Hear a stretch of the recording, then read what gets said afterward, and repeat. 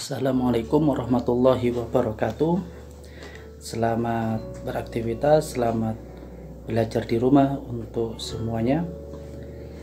Untuk hari ini pembelajaran Matsama itu dimulai di rumah.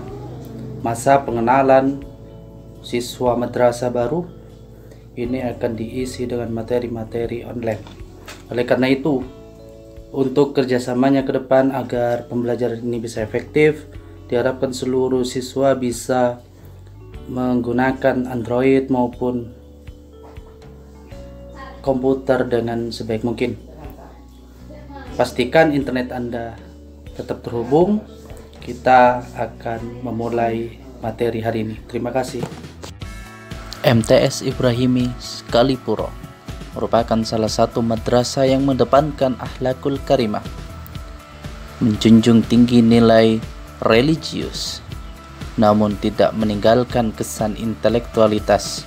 Oleh karena itu, siswa keluaran dari MTS Ibrahimi diharapkan mampu memiliki akhlakul karimah yang bisa menjadikan alumni terbaik.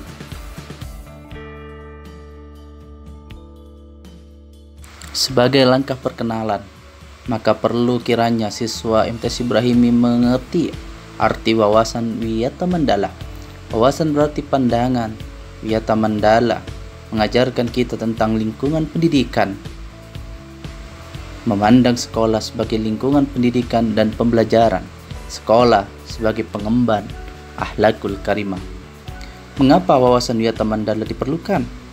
Dalam usaha mewujudkan situasi dan kondisi yang aman, tentram dan nyaman selama KBM berlangsung, tentunya ada banyak faktor dan komponen yang harus menjadi perhatian kita semua supaya kelancaran proses belajar mengajar menjadi lebih baik dan kondusif. Dari hal inilah diperlukan satu kesatuan antara sekolah, siswa, orang tua sebagai wawasan wiyata mandala. Sekolah merupakan wiyata mandala atau lingkungan pendidikan, wewenang dan tanggung jawab penuh kepala sekolah. Namun, kerjasama antara guru dan orang tua murid merupakan ujung tombak dari sebuah trisula pendidikan. Guru di dalam maupun di luar sekolah harus mampu menjunjung tinggi martabat dan citra guru.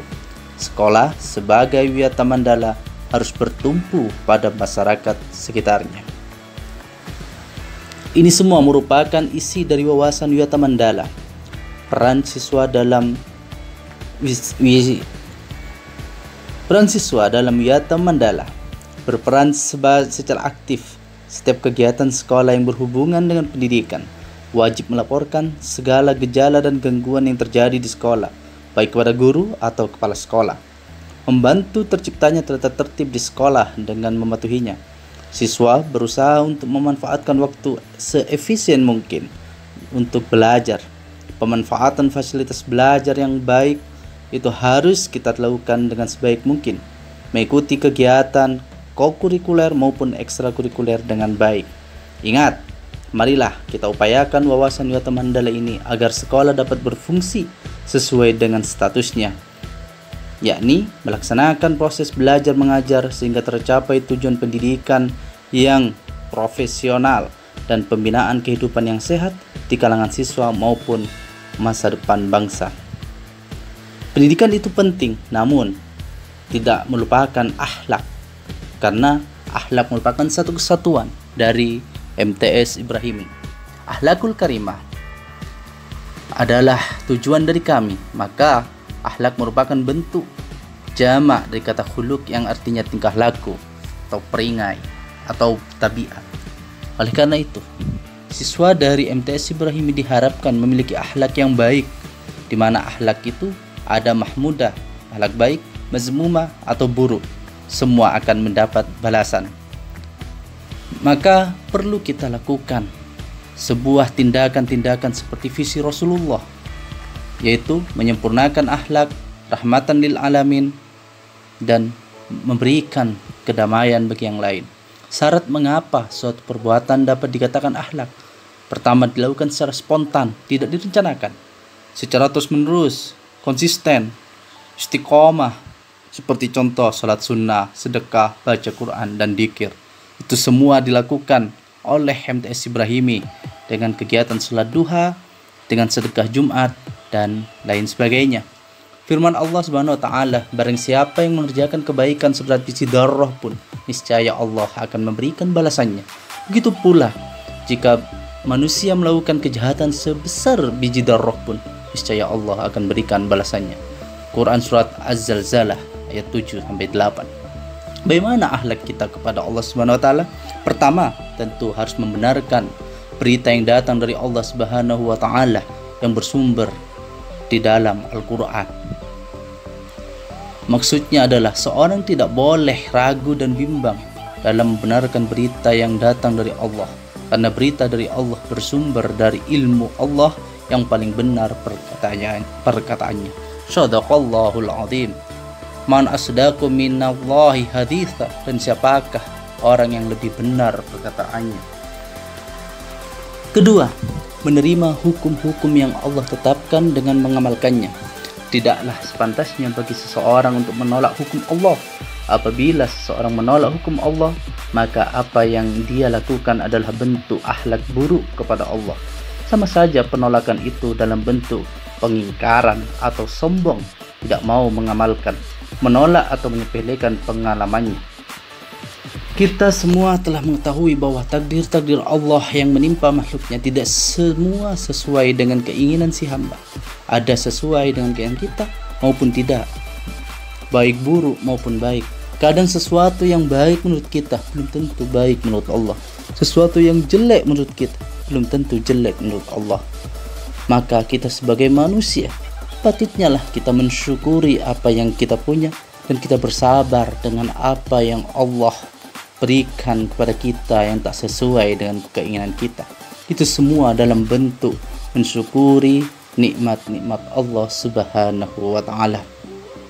Percayalah takdir Allah memiliki hikmah-hikmah yang bermacam-macam, asalkan kita mampu menerima, mensyukuri dengan segala takdir Allah Subhanahu wa taala. Jangan merasa kita tidak diadili, jangan merasa kita tidak diberikan yang terbaik oleh Allah.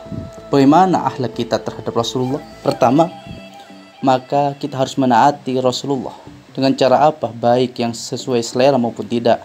Melaksanakan apa yang beliau perintahkan sesuai kemampuan dan menjauhi apa yang beliau larang. Barang siapa yang menaati Rasul itu, sesungguhnya ia telah menaati Allah. Maka dengan seperti itu, kita sama halnya taat kepada Allah dan taat kepada Rasulullah SAW. Kedua, membenarkan semua berita sahih yang datang dari Rasulullah SAW, karena itu semua bersumber dari Allah Subhanahu wa taala yang terangkum dalam hadis-hadis Nabi yang sahih, dan tiadalah yang diucapkannya itu baik dan benar. Itu semua bersumber dalam Al-Quran. Ketiga, mendahulukan perkataan Rasulullah SAW atas perkataan manusia dan membatasi diri beramal sesuai dengan sunnahnya.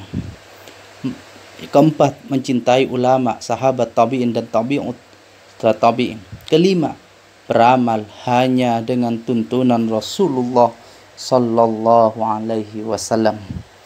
Maka kita sebagai umat Rasulullah, umat Islam mayoritas harus mampu mengikuti aturan, anjuran dan perintah Allah Subhanahu wa taala yang diberikan melalui sumber-sumber Rasulullah. Bagaimana akhlak terhadap sesama dan lingkungan? Kewajiban kita sebagai muslim terhadap muslim lainnya ada 6. Pertama, jika berjumpa mengucapkan salam. Jika diundang maka datanglah. Jika meminta nasihat maka berilah nasihat. Jika bersin lalu membaca alhamdulillah maka doakanlah yarhamukallah. Jika sakit maka jenguklah. Jika meninggal maka antarkanlah ke rumah peristirahatan terakhirnya. Akhlak baik terhadap sesama manusia dibagi menjadi beberapa. Pertama, untuk diri sendiri, yaitu sabar, pemalu, santun, rendah hati, lapang dada, suka pemaaf, busana muslim dan muslimah yang pantas untuk kita. Terhadap orang lain, mengucapkan yang paling baik, memaafkan, dan selalu berbuat baik kepada yang lainnya, terutama tetangga dekat kita, teman sebaya. Akhlak tercela terhadap sesama dibagi menjadi beberapa. Pertama, untuk diri sendiri seperti boros, serakah, pengecut, bersedih, munafik. Itu harus kita hindari. Membanggakan diri sendiri, buruk sangka, jangan sampai kita lakukan. Terhadap sesama, memanggil dengan gelar yang buruk, menghina, mencela, bully, itu jangan sampai dilakukan oleh siswa MTS Ibrahimi. 5 langkah meraih akhlak mulia. Pertama, hendaknya seseorang senantiasa memperhatikan dalil-dalil Al-Quran. Yang ketiga, hendaknya seseorang memperhatikan apa yang diakibatkan oleh akhlak buruk. Keempat, hendaknya dia senantiasa menghadirkan dalam benaknya gambaran akhlak Rasulullah SAW. Kelima, senantiasa berdoa, meminta kepada Allah agar selalu diberikan hidayah yang terbaik untuk kita. Selesai. Sekian, semoga bermanfaat.